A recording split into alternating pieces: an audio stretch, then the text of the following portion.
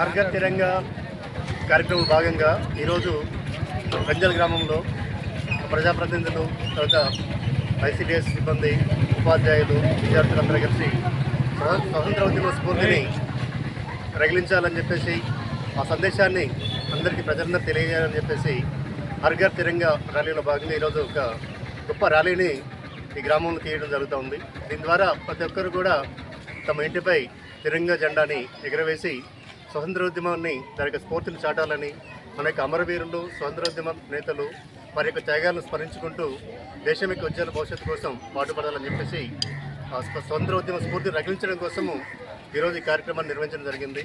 దీంట్లో మా పాఠశాల విద్యార్థులు, గ్రామ యువత మరియు ప్రజాప్రతినిధులు, గౌరవ సర్పంచ్ గారు అందరూ పాల్గొన్నారు. గేము మనం తీసుకొని 150 సంవత్సరాలు పూర్తయింది. దాంట్లో భాగంగానే వందే మాతరం గేమ్ స్ఫూర్తిని కూడా ప్రజలందరిలో రగిలించాలని చెప్పేసి ఇటీవల ప్రభుత్వం కూడా చట్టం చేసింది. వందే మాతరం గీతాన్ని జాతీయ గేయంగా ప్రకటిస్తూ ప్రతి కార్యక్రమంలో దానికి గీతాలపన్ని పూర్తి స్థాయిలో వందే మాతర గీతాన్ని ఆలపించాలని చెప్పి చట్టం చేయడం జరిగింది. అంటే ఇవన్నీ కూడా ఏంటంటే వందే మాతర గీతం అనేది ఆనాటి కాలంలో బ్రిటిష్ వారికి వ్యతిరేకంగా స్వతంత్రోద్యమాన్ని నేర్పడం కోసం, బెంగాల్ విభజనకు వ్యతిరేకంగా ఆ గేయం స్ఫూర్తిగా నుంచి ప్రజలందరినీ ఐక్యమత్యం పరిచి మొట్టమొదటిసారిగా దేశం మొత్తాన్ని ఒకే తాటిపై బ్రిటిష్ పరిపాలనకు వ్యతిరేకంగా ఒకే తాటిపై తీసుకురావడానికి ఉపయోగపడ్డది.